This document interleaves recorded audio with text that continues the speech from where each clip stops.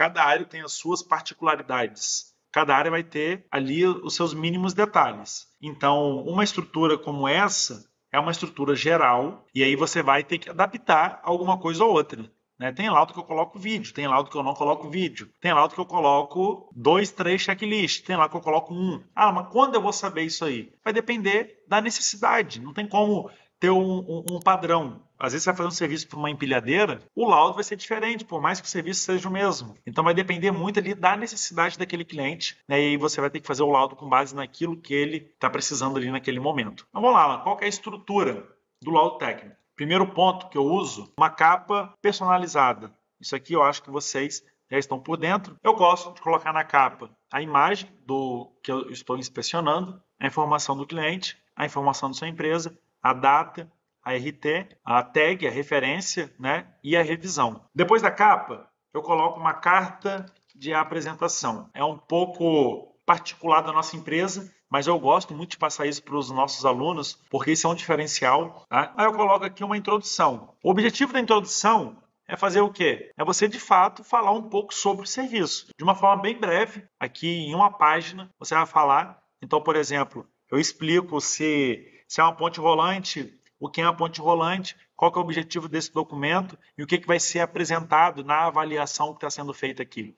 Então, o que é, o objetivo e o que será apresentado, por exemplo. Né? Depois da introdução, tipo de inspeção. E aqui é importante você entender que cada inspeção tem um objetivo. Se eu vou fazer uma inspeção periódica, pode ser um laudo a cada 3 meses, um laudo a cada 2 meses. Se eu vou fazer uma inspeção anual, eu vou marcar como uma inspeção anual. Se é uma inspeção proveniente de um acidente, é uma inspeção, então eu vou botar aqui, ó, tipo de inspeção. Você tem inicial, geralmente eu coloco quando é o primeiro serviço, primeiro laudo, anual, inspeção periódica, inspeção extraordinária, tá? Aí botar o acento ali. Extraordinário geralmente é quando tem um acidente. Você vai fazer uma inspeção extraordinária, que é fora daquele programado. Depois disso aqui, eu entro como? Eu entro com a norma, então a gente relata as normas para aquele serviço. Posterior às normas, então aqui vai entrar, por exemplo, se é um serviço de NR12, então vou botar aqui NR12 e a descrição. Aí eu vou botar na tabela a NBR 12.100 e a descrição. Aí eu vou botar, por exemplo, a NR10, dependendo, né, do que você está inspecionando para a NR12, a NR35, né, e por aí vai. Em formato de tabela, você vai colocando a descrição, tá bom?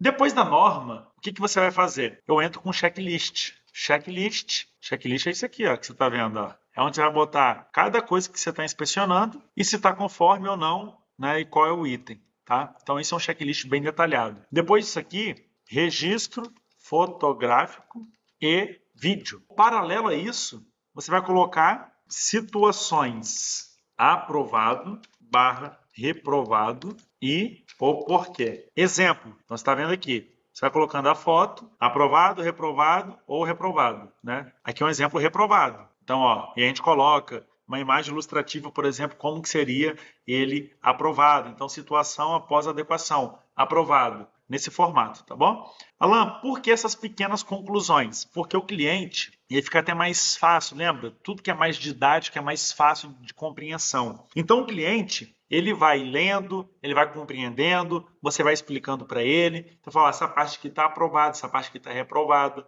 você vai associando com o checklist que você fez. Então isso vai, novamente, trazendo muito respaldo técnico, muita bagagem e confiança técnica para você entregar aquilo ali, tá bom? Repara a forma didática que o cliente recebe uma documentação. Não é de qualquer jeito, você não faz isso da noite para o dia. Agora, você, engenheiro mecânico, precisa entender duas coisas. Você tem que ter respaldo técnico e você tem que ter ética. Porque se você faz uma documentação errada, você orienta o cliente errado, você presta o serviço de forma errada, você não está sendo ético com a sua profissão. Ético, ser ético na profissão, é você ter um comportamento e decisões corretas. Com base em quê? Em resolução, lei, normas e etc. Se você foge disso, você está sendo contra a ética da profissão. Tá? Então, quanto mais detalhado você for, acredito que você já entendeu isso, porque eu já repeti algumas vezes, melhor vai ser o seu respaldo, melhor vai ser a sua documentação.